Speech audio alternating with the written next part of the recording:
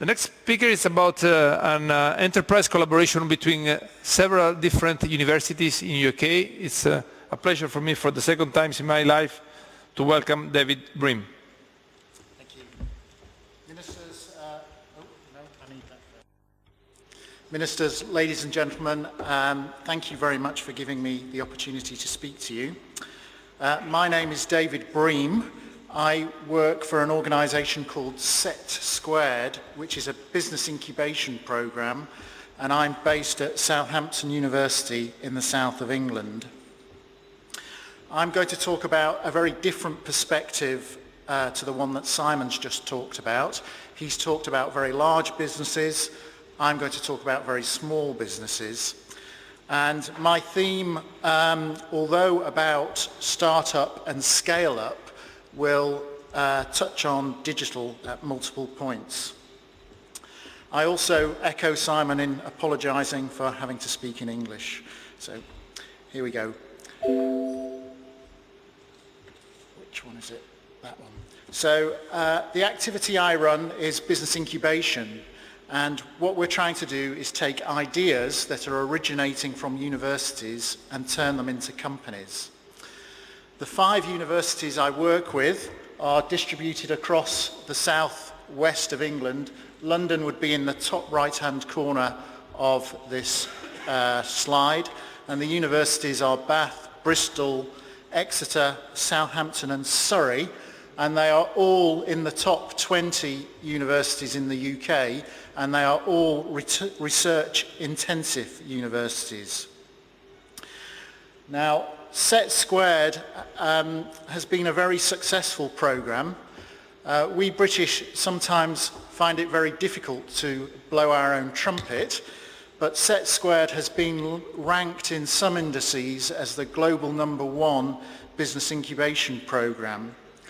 The index I'm talking about is compiled by a Scandinavian organisation called UBI, and they have surveyed very thoroughly over 400 incubation programs worldwide, and on a balance of metrics, Set Squared comes out as #1. Other sort of ways of enumerating that are that we've developed over 1,000 companies, created 10,000 jobs, and generated £3.8 billion of economic added value. Just another little metric is just last year our startup companies managed to raise more than 90 million in startup funding. Now, I trained as a physicist and a computer scientist originally, so I always slightly mistrust numbers that have been developed by economists. And so I thought I'd give you another slant at these numbers. And I decided to take Southampton Science Park as an example. So we took a sample of 10 companies at the Science Park, and we found that the average revenue per employee was nearly £200,000. The Science Park has 1,130 employees of companies based on the Science Park, so the revenue generated by the Science Park into the local economy is about 220 million a year. Now, this is where my economists friends work their magic. They apply a fudge factor for the jobs that are generated in the supply chain, because the jobs at the Science Park are almost exclusively high-end jobs that drive jobs through the supply chain, and the economist's fudge factor is 2.5. So the Southampton Science Park is generating 550 million economic value to the Southampton area, and when you multiply that across our other 5 sites, roughly 2.5 billion a year. And a couple of micro examples. A company we started that detects leaks in water networks has grown from 3 to 60 employees in 7 years. And a software company that provides software systems for care of elderly people has grown from 0 to 4 million in 3 years. Now I thought I'd give you an example, perhaps an unlikely example, of how we turn high technology into businesses. This is a photograph of a satellite, and physicists at Southampton University developed an instrument that was flown in this satellite. It was a space telescope that's based on a sensor called a gamma ray spectrometer. So there was some high technology there, and what we did in our incubation program was to understand the technology and how it might be redeployed. So our way of developing businesses is actually very straightforward. Our first step is to look at the technology and look at what products and services, so what applications this technology might be used for, and to understand whether it offers something that is competitive, that is better than what's gone before, and that customers really value the differences that the technology brings. We also focus on how markets are structured and how we're going to get the technology into the market, and also on how we are going to secure the necessary resources to build a company up. The second thing we focus on is management team. This is perhaps the most important part, but if we've managed to find technology that's compelling, a value proposition that's compelling, we're often able to bring really good management teams to the system.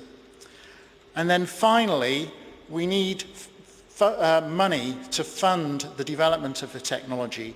And we don't consider the funding as a point event. We consider how many funding rounds we're going to need to get the technology to a point where it's a sustainable operating business. So Symmetrica, the space telescope I showed you, is now a company that's grown from single offices to suites of offices to the point in the bottom right-hand corner where it has now its own office campus. It's also got an office campus in North America.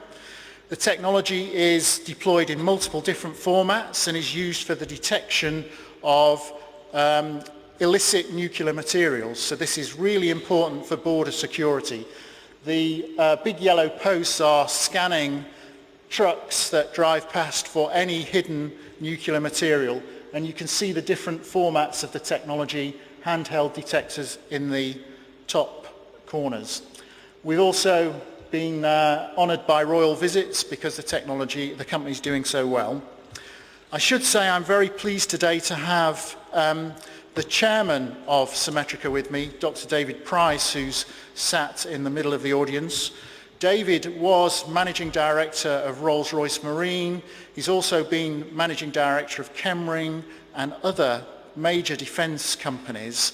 And it's the ability to attract that sort of management to chair our businesses that really makes a difference, because they can help us reach out to senior levels of government and industry. Now, the speakers earlier talked about, I think Baroness Neville-Rolfe talked about digital technology ending up in washing machines. Well, actually, that was my purpose for putting this slide up. I thought I would talk to you about an economic activity we're trying to develop in the area of orthopedics and regenerative medicine. And you might not think that there's an awful lot of digital technology in this, but in fact there is masses of digital technology. So the big machine shown in the top right-hand corner is a machine for measuring to ultra precision the components that are made for orthopedic implants. Now, very large corporations operating in orthopedics have had terrible trouble with their manufacturing quality, and once the orthopedic components are implanted in patients, the consequences are dramatic. So it's very, very important to improve the quality of manufacture. So the machine in the top right-hand corner can measure in a contactless manner 500,000 measurements of an orthopedic component in 2 minutes, and to the accuracy of 1,000th of a human hair. So 1,000th the diameter of a human hair. So the precision that is available from these sort of technologies is immense. This is technology that originated at Southampton University. We succeeded in orthopedics to start with, but it's now spilling out into aerospace, automotive, oil and gas. So this technology is being deployed very widely. Another use of digital technology, in the middle we see digital imaging. The patient had a diseased hip, large areas of bone had to be removed from the hip. What we needed to do was replace the bone with a custom-made orthopedic implant. Now that orthopedic implant was designed and then printed in a titanium lattice so that it would precisely fit the point where the surgeon removed the bone. That orthopedic scaffold was then implanted with the patient's own stem cells, and this causes the patient's own bone to regrow and fuse with the orthopedic implant. Now, the success of these things depends on patient genetics. So there are large big data studies going on about the success of treatments for particular patients and how well you're likely to do. And then I thought I'd pick up the Italian connection because Adler Orthopedics is based in Milan, a company that I've come across before, and they're coming over to Southampton next week to talk to us about how we can involve them in our orthopedic cluster. So I told you Set Squared had a very simple formula based on business planning, management team and funding. Well, actually we're sort of expanding it a little beyond that. Intellectual property is at the actual heart of all the businesses we develop. So we need to have sophisticated strategies for protecting and exploiting the intellectual property. Open innovation, that's where I think Simon touched on it. Small companies interoperate with large companies. It would take a very long time to grow a small company to a global scale, so we need to operate with large corporations to get our technology to market. So Set Squared has formal partnerships with large corporations with whom we match our innovative startups so that they can partner with these large corporations to take their technology to market. We also believe that technology is an international business. Our customers are international, our supply chain is international, and it's absolutely essential we take an international perspective from day one with our startup companies. And then finally, investment funds. Venture capital investment is very difficult to achieve in Europe. In the UK, there are some emerging new models for venture capital. One of the leaders actually started in the Set Squared Centre in Exeter, a company called Crowdcube that is leading crowdfunding. And we're also working very closely with a second platform called Syndicate Rooms for entrepreneur-led investment into high-growth companies. And then I just wanted to finish with a couple of slides about the work we're doing with our Italian friends. So I'm running a program in the north of Italy in Turin with the Industrial Union of Turin and one of the banking foundations, Fondazione CRT, where we run an entrepreneurial boot camp. This has been running since 2012. It's got 150 budding entrepreneurs of the sort of 25 to 30 age group. We run a fantastically great fun weekend in Bard in the Aosta Valley, and then we have business planning competition, and then we select a small team to come to Bath. They do an entrepreneurial network on the MBA from Bath. We then select our winners, and they, in the bottom right, have appeared in the UK Parliament. So this is an event that we had in the UK Parliament, and everybody bar me in that slide is Italian. So we bring our Italian friends to the heart of UK government. And then my other slide is working with UK Trade and Investment, who have been putting today on. We have been running since 2011, I think, a UK-Italy springboard, which is to try and encourage businesses to move to and from Italy and the UK.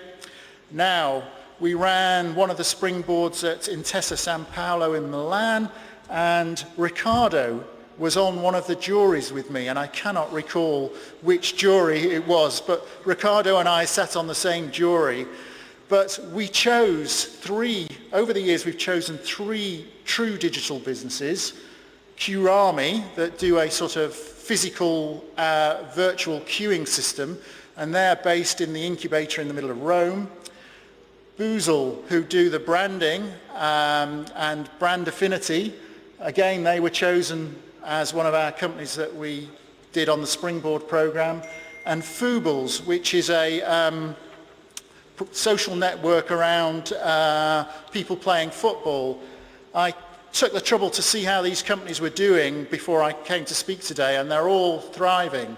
So it's great to see that companies we've picked out over 3 and 4 years ago are all up and running and doing well. So the methods work. Thank you very much.